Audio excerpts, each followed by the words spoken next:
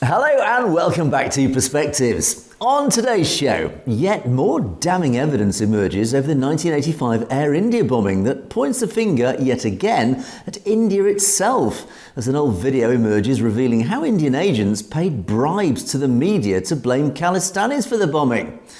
And as for another nemesis of the Sikh community, we take a look at the history of a young Lawrence Bishnoi and his rise as a global crime syndicate boss. In the US, Sikhs give evidence to a new Human Rights Commission investigating India's attacks on Sikhs. And will new AI and ag tech help Punjab farmers recapture dominance in farming and agriculture, setting a powerful and lucrative industry for Khalistan's future economy?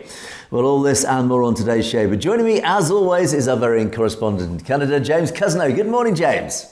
Good morning, Angus. And yeah, we've got some great topics tonight, including the agri-tech. And that's amazing. And it's suitable because when you look at the BJP and Modi, they're full of crap anyway, which makes great fertilizer. So the AAG tech will definitely help in taking it into the Punjab to make them a leader.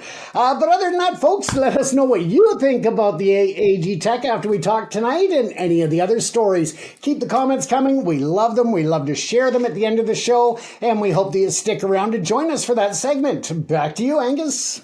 Absolutely right. And James and I together will be bringing you our perspectives on the daily news affecting the Sikh community across the world. And indeed, at the end of the show, as usual, we'll take a look at loads of your great comments. So thank you for those. Right, James, let's get underway. What are you going to start us off with this morning? Well, let's start off with Lawrence Bishnoi and how he came to rise as a world-dominant organized crime boss. And it's interesting because he actually started out and had a fairly good life. His father, as well as his co-accused that we keep saying is the ghost of Mr. Brar, but they started out at college together in university.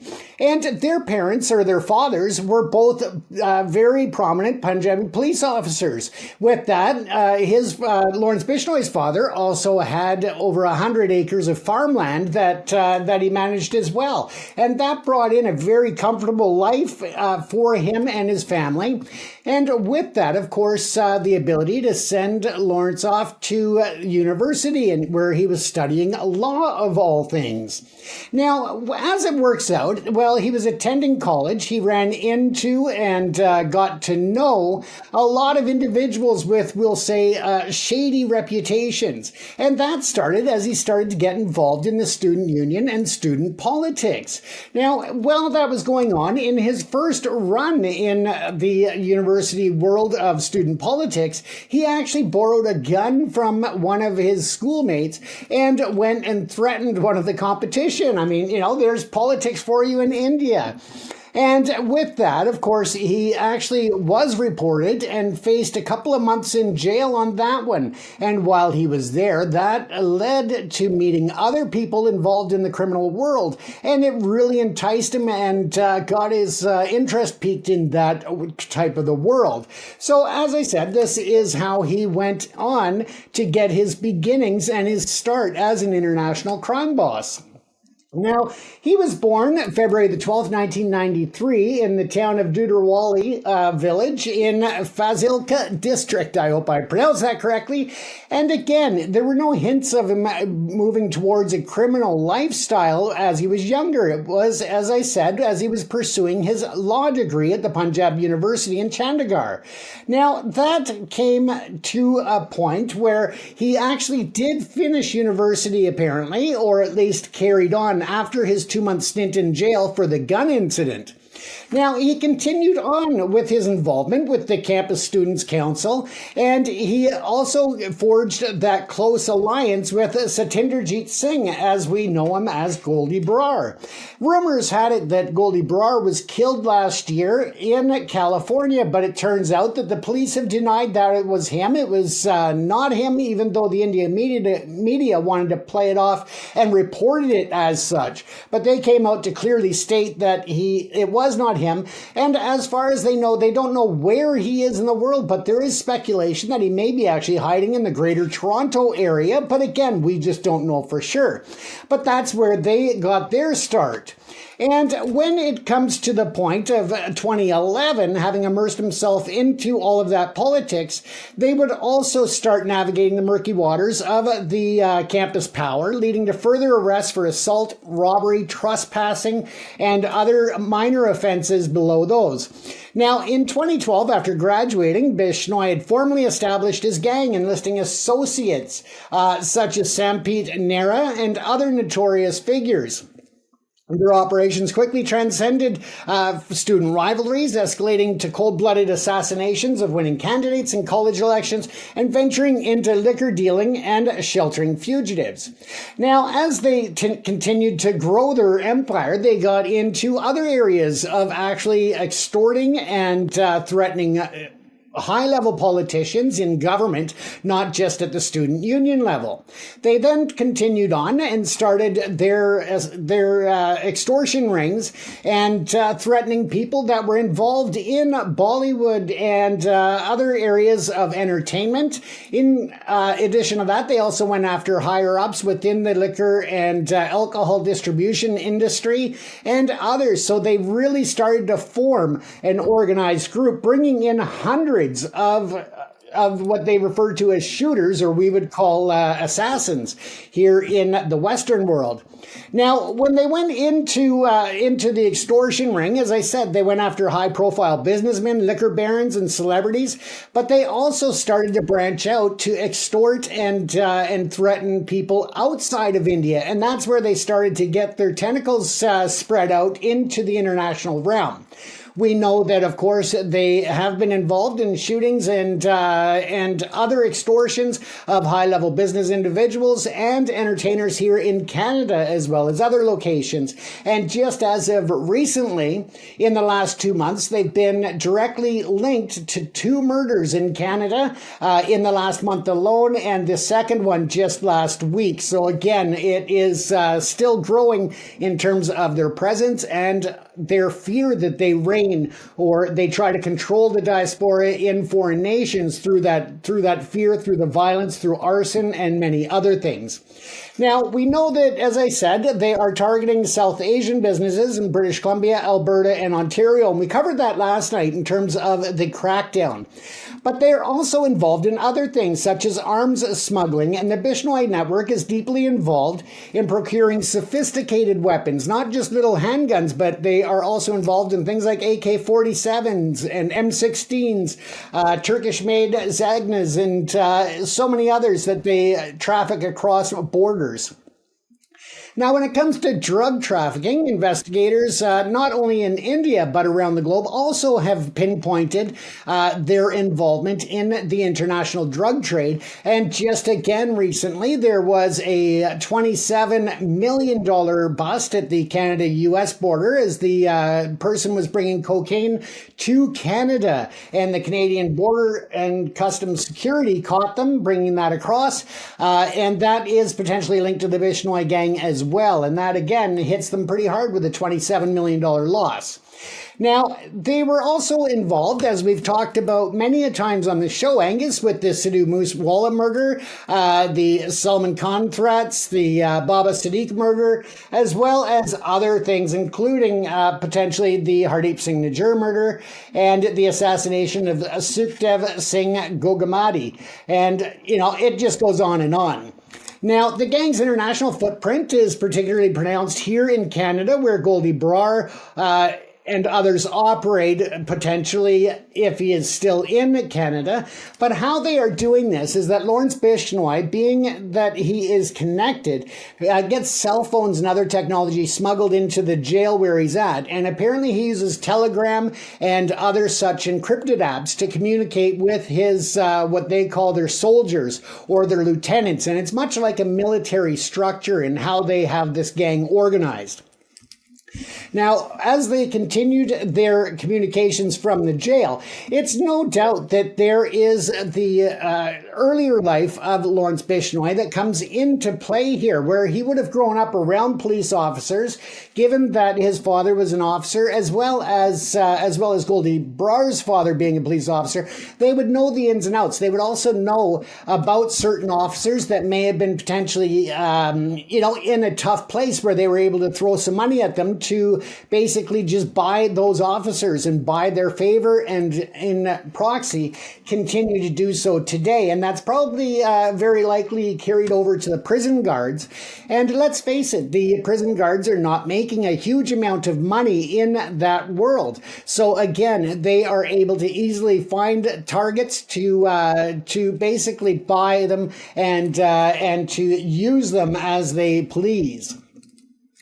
As you look at that, I mean, I'm not saying that that his father was corrupt in any means, but if he was, then of course that would have given him a lot of contacts, as well as teaching him as a young man that the law is not something to be respected in all aspects, and that there is flexibility. And that would have put him in a mindset as a younger teen and a child growing up to have that thought in his brain as he hit the college realm, and would have played into his openness and easily apparently willingness to threaten others, as well as to continue on with assassinations and extortions and all of that. So again, I'm not saying that his father was corrupt, but again, working with the police in India would have put him in that circle that he would have seen the lack of respect for the law, even by those who were supposed to be upholding it.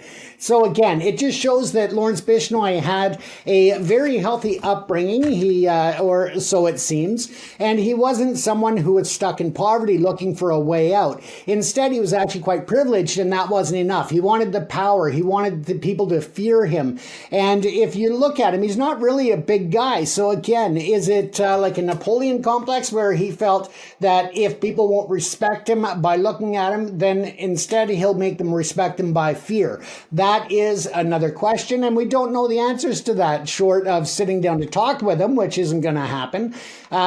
It's hard to say exactly what it is that drove him and motivated him to cross that line when he was studying law, and potentially had a very bright future. People say that he was very smart, or that he is very smart, that he's very intelligent. And let's face it, to be able to handle the organized crime syndicate that he controls of potentially thousands of individuals in many different nations around the world, including Singapore and the Middle East and Canada, the US, the UK, across Europe. I mean, he's got to have some brain cells that are definitely functioning at high speed in order to keep track of that all, Angus.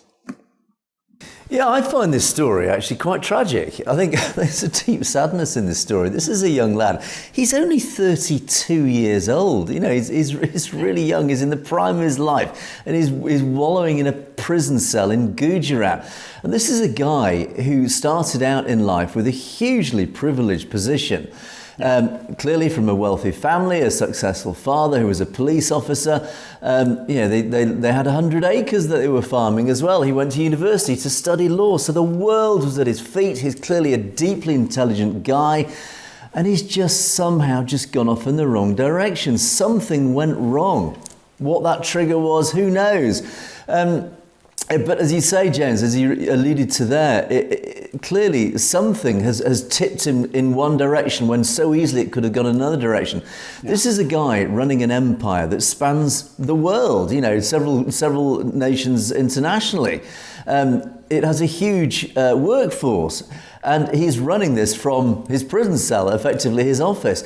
And again, you just translate this into the corporate world. He could be the CEO of an international corporation, which he is running successfully, and making probably even more money than he's making through illegal means. So the sadness, the tragic part of this is a guy who has all the right abilities. He's intelligent. He clearly has the corporate capability to run a large company successfully, and therefore make a lot of money, make a lot of people happy, and really make a success of his life without going to prison. And I think that is the great sadness of this story. Who knows what his parents think? I don't even know if his parents are still alive, but certainly I think my paternal instincts kick in here, and I just want to give Lawrence a slap in the face and say, look, lad, do you realise what you could have achieved and what you could achieve in life if you jumped to the other side of the tracks, the right side of the tracks, and use your intelligence and capabilities for actual legal means? And you could actually probably be a billionaire by now and not be in a prison cell.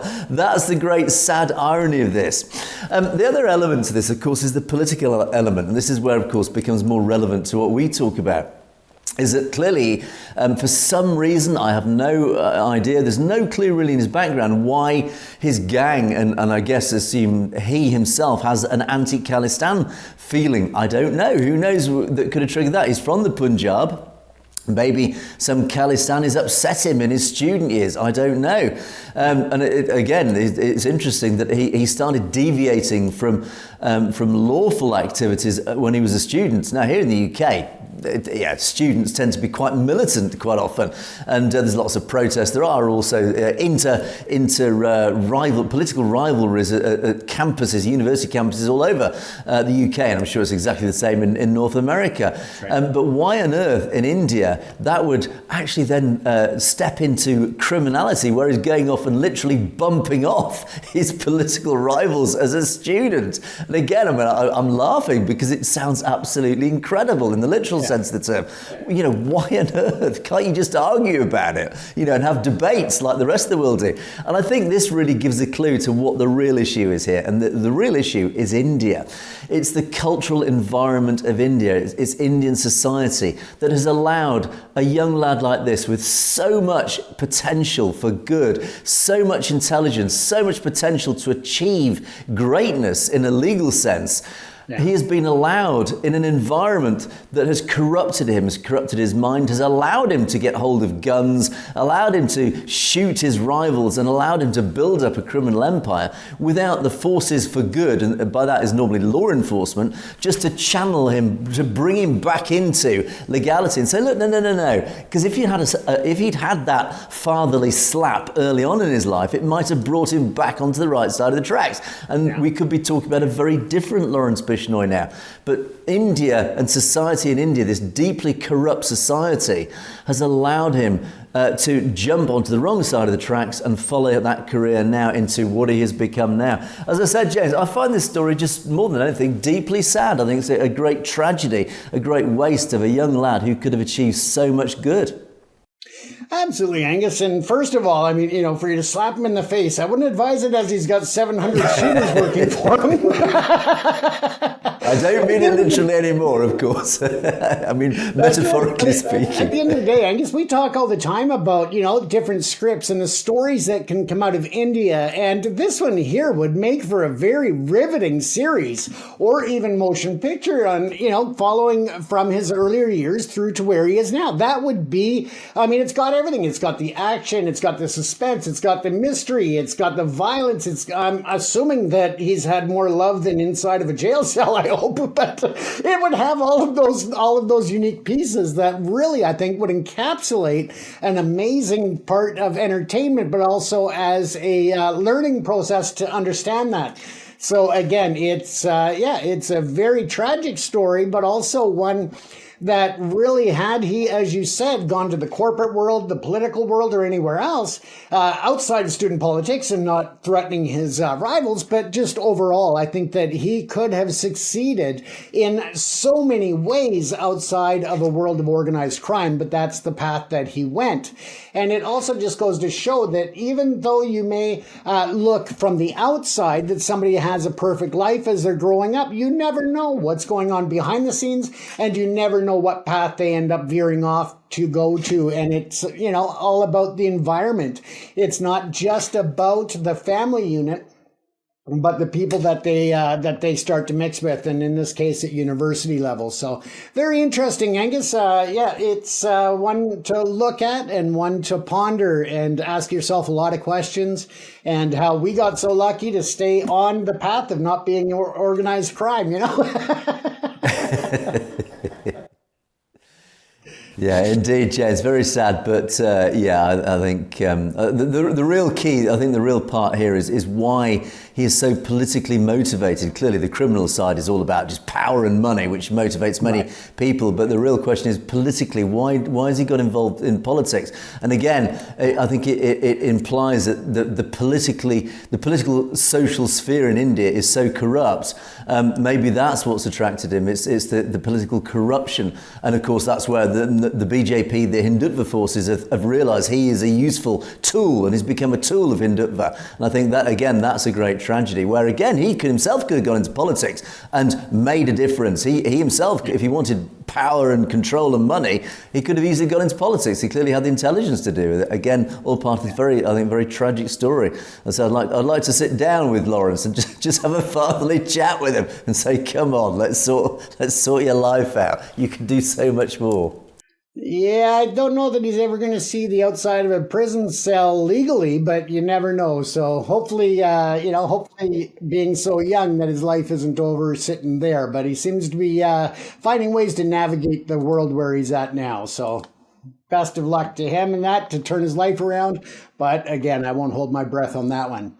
But let's take a look at other weird changes in the world. And that's how some people look at AI, Angus, a topic that we discuss in terms of the different industrial uses, corporate uses, entertainment uses, and so much more. But is there actually another layer that can bring a huge economy back to the Punjab region?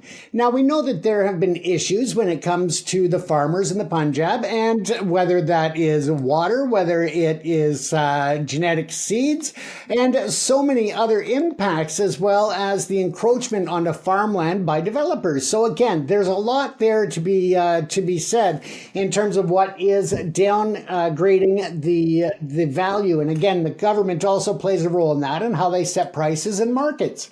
But can AI actually be a huge driver of economic recovery in Punjab?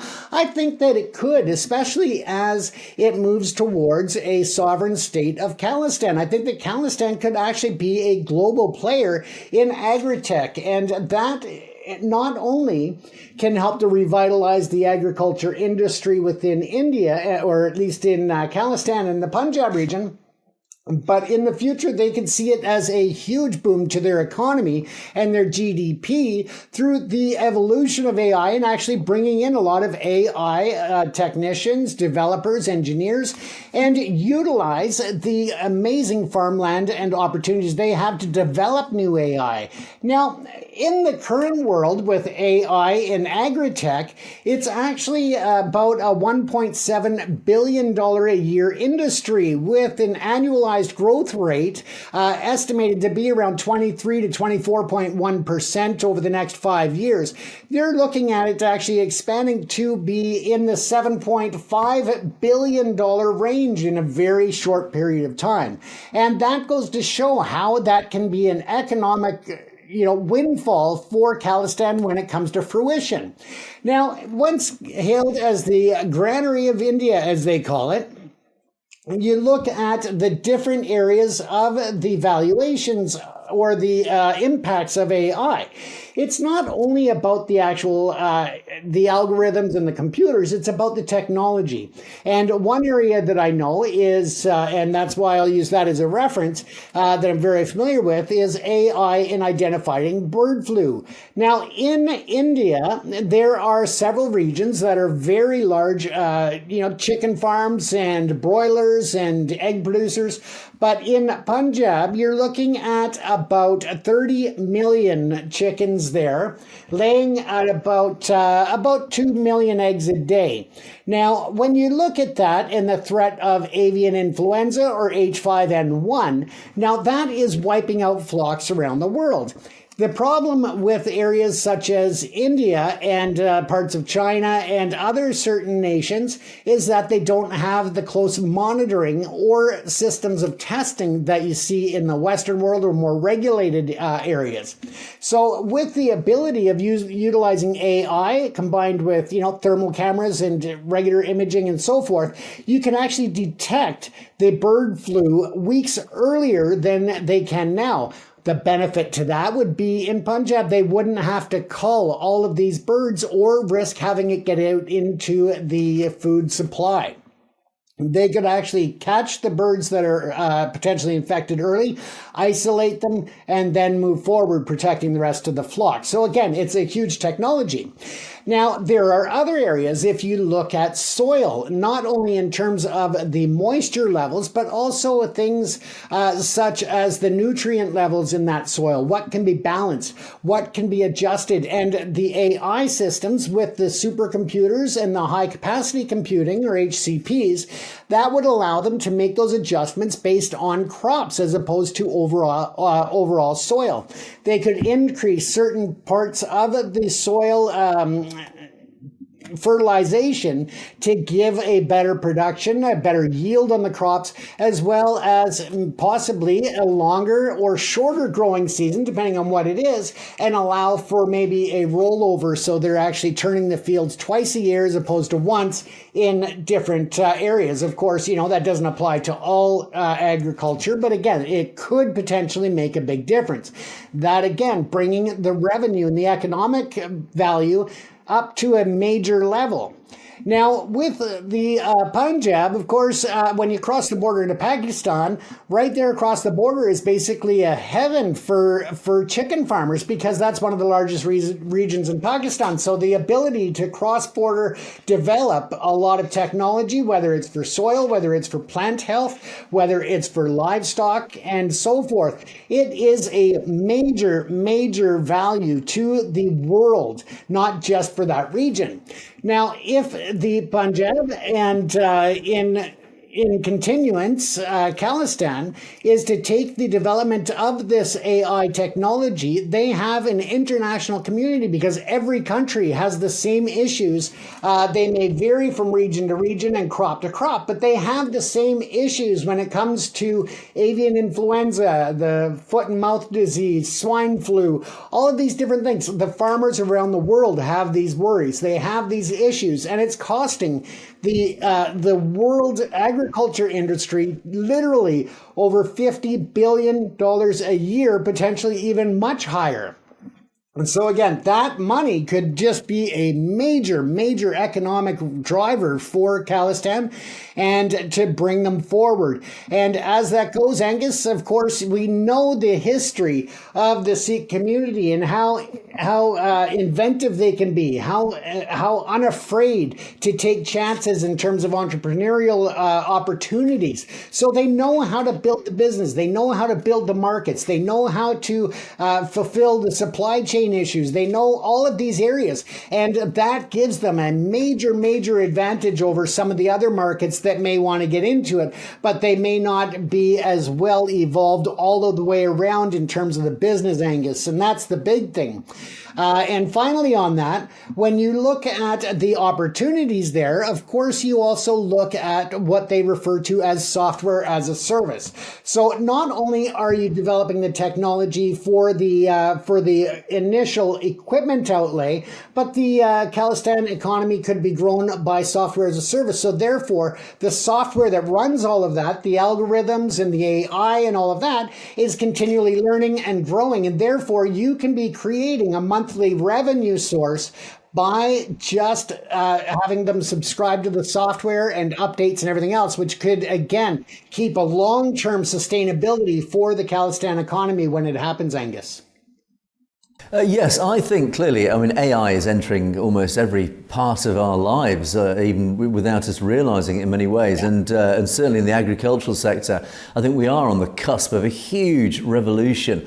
And of course, one of the great beneficiaries of that is going to be Khalistan, because Punjab, yes, the breadbasket of India. It's no wonder India is resisting so hard any referendum for Khalistan, because they don't want to lose the Punjab. The Punjab, of course, is this deeply fertile, rich land. It's fed by the Indus. It's rich, fertile floodplains really do generate enough food to feed most of India. So of course India doesn't want to lose it, but of course this is to Khalistan's gain. Khalistan could be an economy based on a very, very lucrative agricultural industry. This is partly, I think, the reason why so many Western countries are desperate to get in and invest in northwestern India, because they recognize the potential it has and its underperformance at the moment. Of course, we talk about riparian rights and irrigation. It's been so badly managed for so many decades. The actual watering, the irrigation of the Punjab, it is producing, but it could produce so much more. Yields could be so much higher,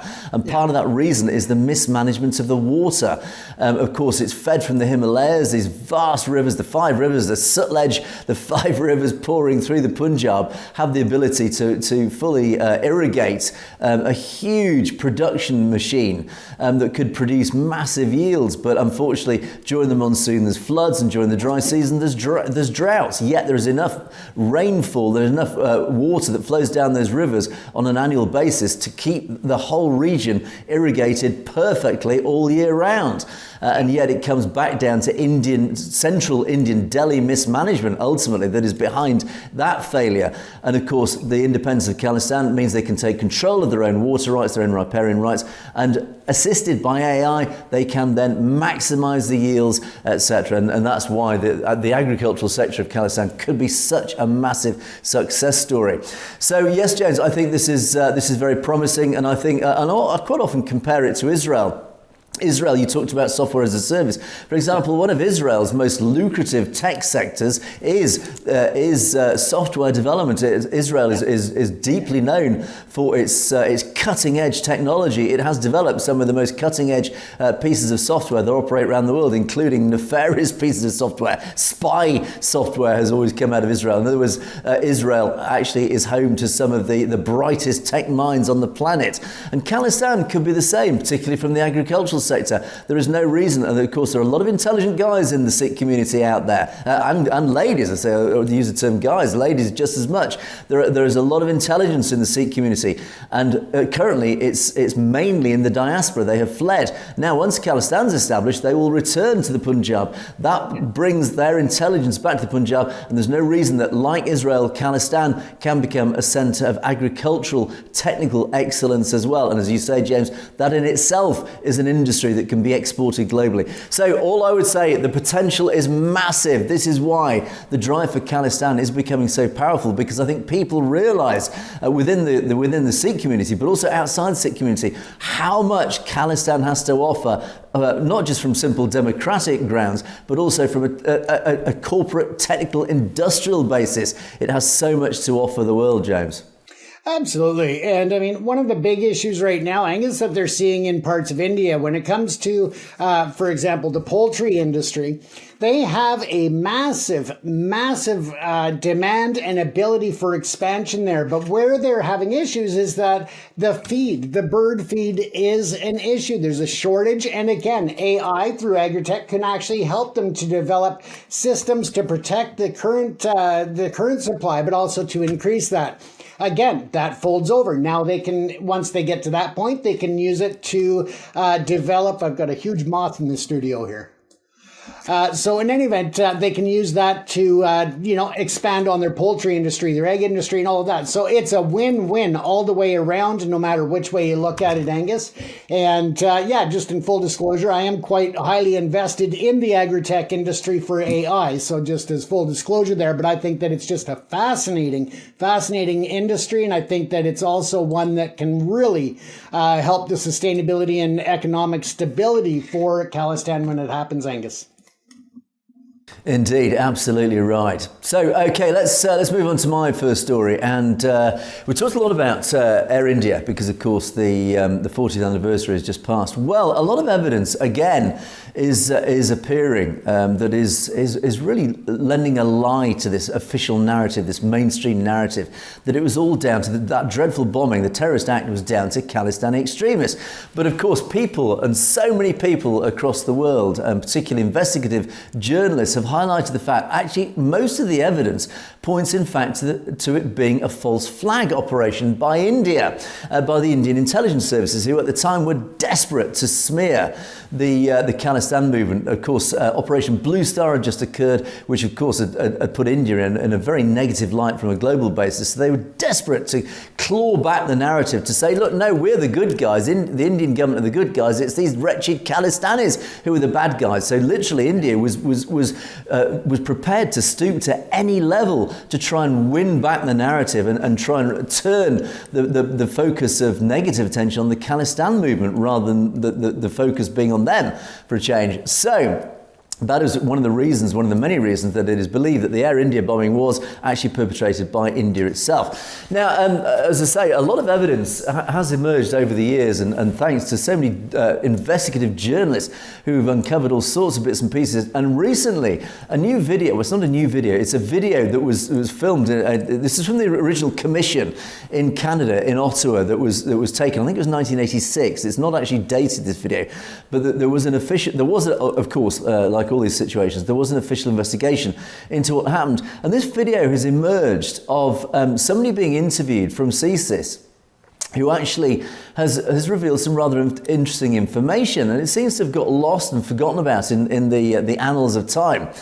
And this video reveals that the Indian Secret Service agents were found to be manipulating Canadian media by bribing them. They were offering bribes of $10,000, which actually was a lot of money at the time, offering $10,000 bribes after the bombing of the aircraft to try and change the narrative, to persuade the media to actually blame Khalistani activists. In other words, don't do your job, don't do any investigative journalism to try and find out who actually was behind this, but we will pay you $10,000 if you play the narrative that it was Khalistani extremists behind this bombing.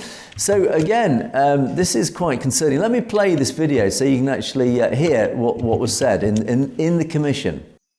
Back to your evidence about the agents of the government of India, you've given evidence that they were manipulating the media in this country?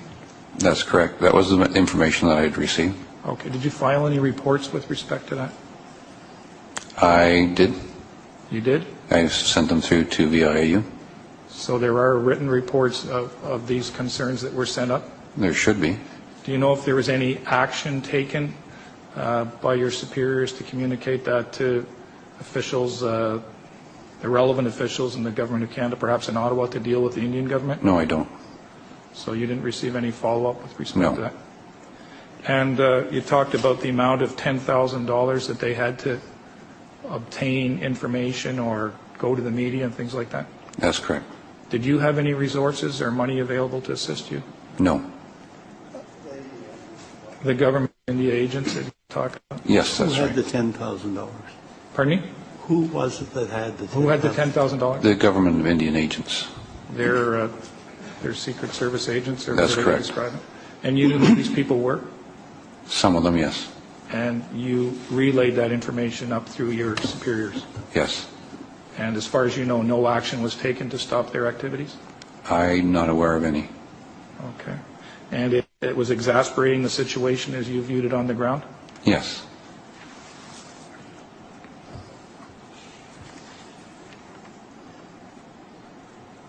And did you make those reports of complaints more than once? I can just remember the one time. Okay. And it was a written report? Yes. Do you recall the time frame that you made that in?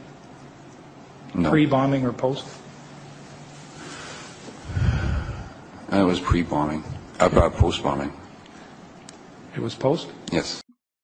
So, I mean, it's very clear. I mean, there's no ambiguity here. He's basically saying that Indian agents of the Indian government were going out there paying $10,000 bribes to the media to spread a false narrative. And what I find more concerning here, James, is that he reported this to his superiors and nothing was done. Nothing was ever heard about it. Why not? And again, we often refer to this question, is Canada, does it know, or the Secret Service and the Canadian government, do they know a lot more than they're letting on? Clearly they do. And clearly it must be embarrassing for Canada to uncover the truth of what's going on. So again, it's just yet more evidence that India was behind the bombing.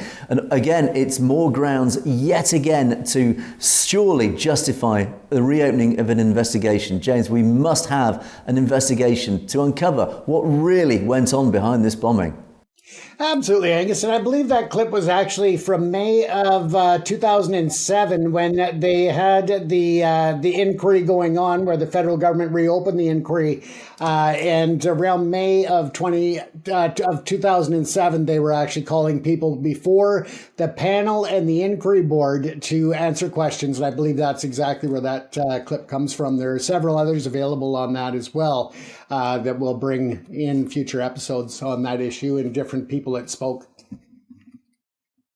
Yeah, so again, there is so much evidence out there that has been put into the public domain, so which surely justifies, in any other situation, would justify a reopening of an investigation. There are too many questions that remain unanswered, and there clearly is one. Why on earth was this evidence clearly just forgotten about, buried? Nothing was ever done about it, yet it implies, it doesn't, on its own, it does not actually say that India was behind the bombing, but certainly it paints the picture. It is another piece of this puzzle that paints this bigger picture, that the likelihood is that India were behind the bombing and that Khalistan extremists, as they call it, were not behind the bombing. So, but anyway there, James, we will continue to pursue this. As you say, you will, no doubt from your side, continue to uncover all this evidence, and we will continue to pressure to reopen this investigation, because there are just too many questions still unanswered about the whole thing. Absolutely. Right, James, and let's India Commission report as well that was released by the judiciary in India on the investigation, and I still find interesting that all the way through that report that I've been going through, they still refer to it as an accident, not a terrorist attack. So we'll keep bizarre, on isn't this, it? Angus. Yeah, absolutely. And again, there's just so many inconsistencies, so many questions still milling around 40 years later that they can only ever be satisfied and answered by a proper investigation and inquiry. And as I say, it's got to be a judge-led inquiry who can have access to intelligence information that isn't necessarily available to the public domain, because that's where the truth will really lie. Anyway, James, let's move on now, and I'm going to talk about, just go south again of your border into the United States, and I'm going to talk about the Tom Lantos Human Rights Commission. Well, what is the Tom Lantos Human Rights Commission? It is a commission that was created by the US government. It is an advisory service to members of Congress. It coordinates human rights initiatives in the Senate.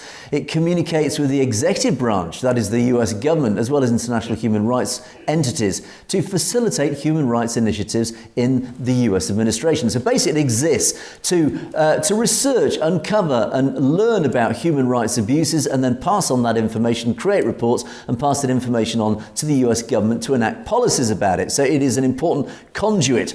Now there is an inquiry actually currently going on, and it is looking at India specifically and India's abuse of human rights, which of course we talk about on a regular basis, particularly against the Sikh community. And interestingly, as part of the Commission's current investigation, one of the Sikh coalition's partners, this is Hindus for Human Rights. This is interesting. This is Hindus for Human Rights have actually stood up and given evidence. A lady on behalf of Hindus for Human Rights, a lady called Ria Chakrabarti, gave a long speech detailing evidence of why she believed India was breaching human rights.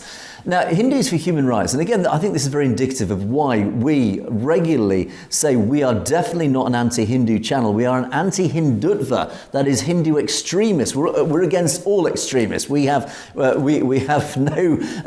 particular bias or prejudice to any particular religion or background. Obviously, we speak hopefully on behalf of the Sikh community, but we certainly are not anti any other religion. We're certainly not anti-Hindu. We certainly have a lot of respect, time and support for the Hindu community. But what we are definitely against, and we will always call out, is Hindu extremism. That is the main problem. And Hindus suffer from Hindu extremism just as much as everybody else without, in fact, them realizing it. But anyway, that's a different story. So Hindus for Human Rights They are an organisation who, according to their website, advocate for pluralism, civil and human rights in South Asia and North America, and they are rooted in the values of the Hindu faith, that is Shanti, peace, Nyaya, excuse my pronunciation, justice, and Satya, truth, and they provide a Hindu voice of resistance to caste, that's interesting, Hindutva, Hindu nationalism, racism, and all forms of bigotry and oppression. So they stand themselves on behalf of not just fellow Hindus, but the whole world against. Even they recognise this Hindu extremism, Hindu nationalism in the form of Hindutva. Now, I'm just going to play you a video. This is a quick selection. This is a selection of what Ria Chakrabarti presented to the Commission. Have a look at what she had to say. Ms. Chakrabarti. Chairman McGovern and distinguished members of the Commission, thank you for the opportunity to testify before you today. So last week, Prime Minister Narendra Modi was in Canada for the G7 summit, where Prime Minister Mark Carney raised the issue of the Indian government's alleged attacks on Sikh Canadians and Americans, including the murder of Hardeep Singh Nijjar and surveillance of former Canadian MP Jagmeet Singh. While the U.S. government last year indicted Indian intelligence officer Vikash Yadav in a connected murder, Canadian intelligence officials also revealed that they had evidence that the North American murder plots were orchestrated by India's Home Minister Amit Shah. According to the Sikh Coalition and SALDEF, Sikh Americans continue to report credible threats against the community. These incidents are only the beginning. As we shared last year, the Indian government's transnational repression of Americans includes diverse strategies to intimidate critics both online and offline. India continues to use disinformation to intimidate critics of Modi and his Hindu nationalist government. As we and others have reported in the past, Hindu nationalist troll armies are often cultivated by the ruling Bharatiya Janata Party and other influencers in their political system. This ecosystem has directed harassment towards private individuals, and BJP leaders and cabinet ministers spread disinformation about American citizens and organizations. Both Hindus for Human Rights and Indian American Muslim Council have had our Twitter accounts withheld in India since October 2023, and Sikh Coalition's content has been withheld previously. The Indian government targets the Indian American community comprehensively, while weaponizing a small but vocal part of the Hindu American diaspora. While these organizations may not be fronts for the Indian government, they often echo Modi's talking points and try to intimidate critics of the government. Ironically, this hearing will probably lead to more disinformation, harassment, and threats against all of us by the government of India, the BJP, and the Hindu nationalist ecosystem. However, the U.S. government can provide powerful protection against the Modi government's aggressive assault on the rights of Americans. We urge Congress to push the executive branch on a number of fronts. We ask you to review the intelligence from the Canadian government that allegedly proves that Home Minister Amit Shah was involved in the murder-for-hire plots in the U.S. and Canada. If the evidence proves compelling, we hope you will ask the State Department to implement a visa ban and sanctions against the Home Minister, consistent with U.S. law. Finally, we hope that you can ask the State Department to determine whether arms sales to India must be conditioned based on India's consistent pattern of intimidation and harassment of Americans, as described in Section 6 of the Arms Export Control Act. We've seen how the U.S. government responds to its foes when those enemies have undermined American safety, but we have yet to see the U.S. government hold its friends to account. As you continue to engage this issue, I hope that you will continue to uplift the concerns of Indian Americans like my colleagues and myself. Thank you. Thank you. So, yeah, I mean, there's no surprises there. I think she comprehensively lists all the things that we talk about on a regular basis. Interesting that she's effectively calling for illegal recriminations on behalf of the US government, including sanctions, talking about why are we selling arms? We should stop selling arms to India as a result of this, etc., etc.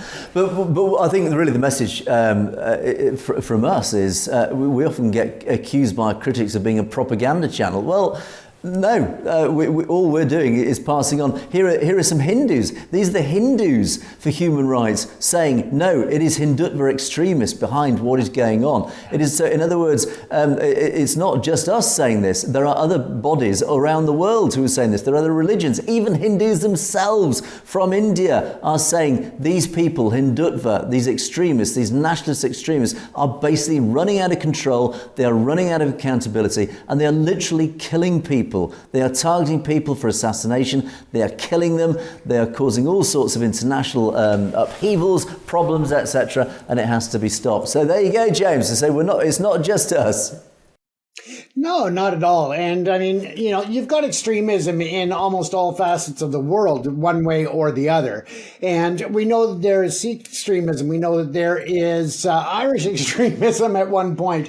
There was the Quebecois extremism in Canada at one point. So again, you have those periods where definitely there is extremism and they're trying to get their point across, and they think that they're right because of the way that they've been indoctrinated or led to believe these things. So to see her come forward and to speak so articulately, so well researched, and just present herself so independently, but also very confidently, I really enjoyed the fact that she did that. So again, compliments to her. Yeah, indeed, and Hindus for Human Rights, I think, as a final comment on this, their vision is a world defined by Loka Sangraha, that is the universal common good, where there is peace among all people and our planet is honoured and protected. And I think that in itself just explains what we're all here for. That is what we all believe in. That is why most people, 99.9% of humanity, do want to live under Loka Sangraha, the universal common good. It is just this 1% that we often refer to this, or this 1 in 10, whatever. It is the extremists who make life very unhappy for the remainder 9 of the 10 people. That's right. Anyway, James, let's move on to our comments column. As I say, still loads to get through. We're running out of time.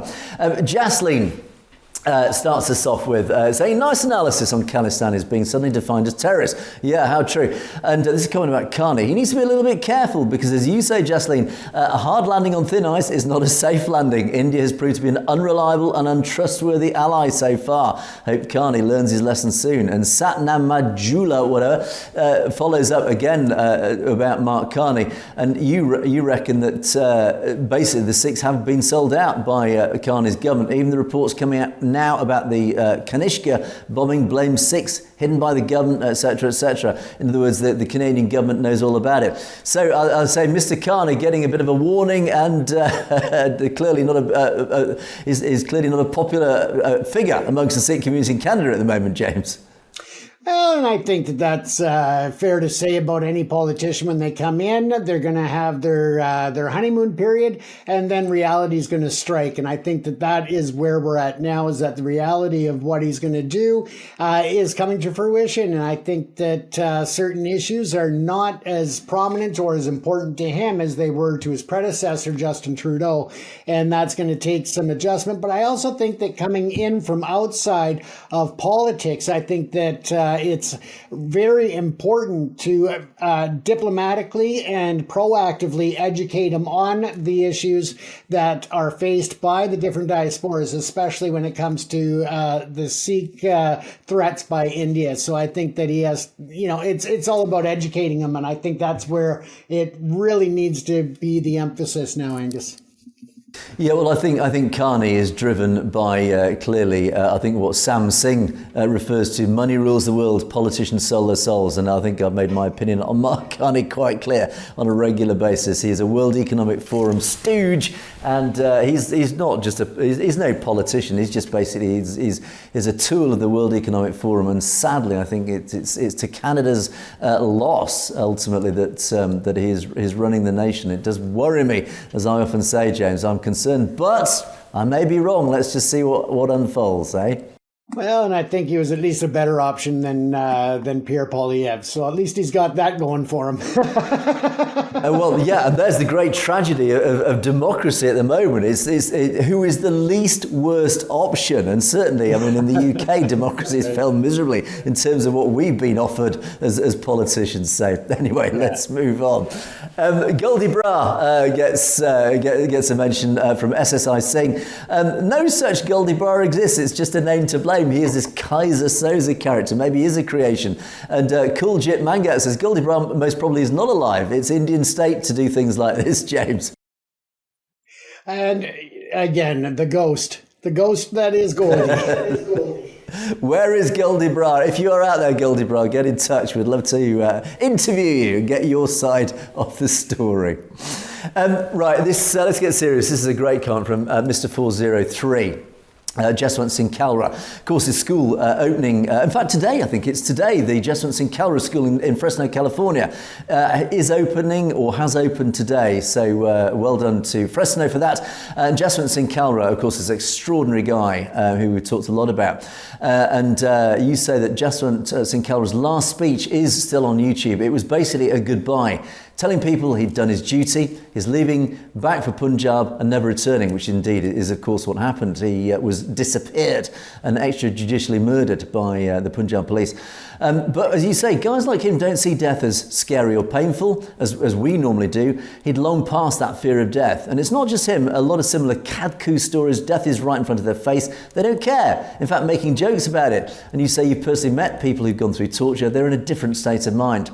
Now, fun fact, as you say, 8 people that kidnapped Jaswant Singh Kalra, he told one of them that, you will torture me and kill me, but you yourself will commit suicide. And then long after Jaswant's death, that same individual jumped in front of a train. Kalra could see the future. A very poignant comment, James. I think I would really like to have had conversations with Mr. Kalra. We seem to have that same opinion that, hey, as long as you're laughing, you're not dying. Or if you are dying, keep laughing. But at least we can do it with so thank you, Mr. Just to piss off the people that are responsible. Absolutely right. So thank you, Mr. 403, for that comment. Really powerful comment. And yeah, likewise, this one is it's in Punjabi, and your name translates as, if I got this right, apologies if I haven't, the voice of truth. So the voice of truth says, yeah, well, thank you to us for speaking out the truth. That's what we're here for. The Indian media doesn't even know what the word terrorist means, because they show real terrorists as saints, and those who speak the truth, they become terrorists. And then you, of course, refer to Jaswant Singh Kalra. Now, absolutely right. This is what Jaswant Singh Kalra did. He managed, I've talked in the past about this, how he uncovered the truth of what was going on in the Punjab. He went around the crematoria. And even just as you rightly say, in 3 small areas, he found that 25,000 bodies had been cremated anonymously. Basically, there were 25,000 young Sikh men who had been murdered by Punjab law enforcement, by Punjab police. And that was just in 3 small areas. So you need to scale that up, as you rightly say. What about the whole of Punjab, the whole of India? In other words, it implies that hundreds of thousands of young Sikhs were murdered. And then you refer to Inspector Pinky, admitted that, yeah, there were police officers in the day, but by night they were terrorists killing innocent Hindus on buses and blaming it on Sikhs. And you say his YouTube videos are still there. And many other police officers admitted too that they were doing the same thing, and the order came from on high. Well, I think this is very likely. There's so much evidence pointing to this. And of course, again, we talked about false flags, this track record of Hindutva. Yes, indeed, there is a track record of false flag situations. Likewise, it's killing Hindus on buses and blaming it on Sikhs, or it's the Chiting Singh Pura massacre, or it's the Pahalgam attacks, the recent Pahalgam attacks, or indeed it is Air India, James. There is a track record there. Absolutely. And I mean, not only common sense, but history dictates that for the volume of people that were executed or who were extrajudicially killed, I mean, it doesn't just happen at the behest of the lower level. It's got to come from the top, or heads would roll literally and figuratively. Yeah, absolutely. And I think, again, that's a powerful part of this comment is that the orders came from on high. It is those in the upper echelons, the ruling elite of India, who are so terrified of the Sikh community. They're terrified of the fact that the Sikh community can see through the smoke and mirrors. They can see through this caste system. They can see through exactly what is going on in India, who's controlling India and why. And unfortunately, it's the rest of the Indian population that can't see it. And this ruling elite, these Brahmin upper caste ruling elite of India, are trying to keep the veil over their control of the nation, this colonial control. This is why they're so scared of Khalistan, because they realise that what Khalistan stands for is everything that they don't stand for. It stands for justice, the truth, the rule of law, equality, treating everybody, including women, as absolute equals, all people of all backgrounds. There isn't this Hindu superiority, this Aryan race equivalent, this Hindutva superiority. It does not stand for that. It doesn't even stand for Sikh superiority. It stands for we are all equal under the eyes of God. That is what they're so afraid of, because they do not see themselves as equals to their fellow human beings. But anyway, James, let's move on to our final set. And Azad says, we're doing a great job. Well, thank you for your comment. All Khalistanis follow the teachings of the Guru Granth Sahib Ji. The government of India can or will prepare lookalikes or false flags to derail the Khalistan movement. Yes, this is a warning that the government of India, and by that, again, Hindutva, the Brahmins, whatever, will literally stoop to any depth to try and derail this growing Khalistan movement, James. This is what we need to watch out for. Absolutely, and that's something that we touch on, but we keep an eye on as well. So again, we rely on our amazing audience to keep us informed as well when they see things that we should be aware of.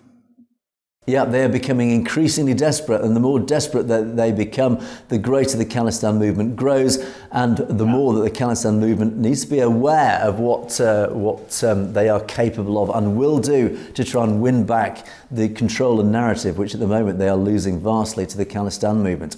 And Gursavak Singh says, well, God bless you too. I hope that what you said will come true, because of course we had this comment in yesterday's show. The final comment was this fear that is Khalistan ever going to come? And I said at the end of the show, yes, it is. Keep the faith. It is coming. It takes patience, but all good things come to those who wait. Khalistan is coming. So Gursavak, yes, absolutely. Keep the faith. As you say, we haven't lost our hope. We stand with the truth. What you just said at the end of the show, God bless both of you. Well, God bless each and every one of our members of the audience. Stay safe, follows, that you are feeling hopeful, energized and excited.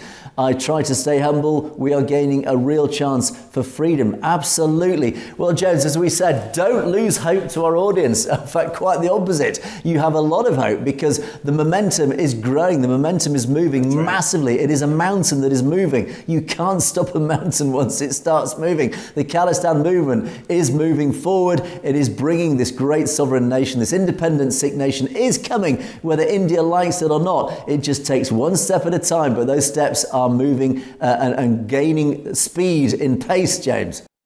Thank goodness, Angus, because I'm really getting impatient waiting to have that lunch in Khalistan. Indeed, my stomach is rumbling at the very thought. And Bachan Kaur Bachan finishes us off with, I love you, Khalistan, Punjab. Indeed, absolutely. I think that reflects the feelings of all our audience. And indeed, James and myself, Khalistan, here we come. We are looking forward to that day. And a positive note to end the show on once again. But thank you for all your comments. Do keep them coming. Do let us know your thoughts and your perspectives on anything that we cover, plus anything that you would like us to talk about if we haven't covered it or spotted it in the news. So do email us. And again, you can email us directly at message@satluj.tv.com if you want to bring stuff to our attention, as many of you have been in the past. So thank you for that. But that is it for another day, and indeed another week. Do watch out for my podcast with Bhajan Singh Binder that will be probably released tomorrow, so keep an eye out for that. But that is it for another week. Thanks so much for joining us once again. It is a goodbye from me. It is a goodbye from James. Stay safe, everyone. You have, of course, been watching Perspectives. We will see you next week.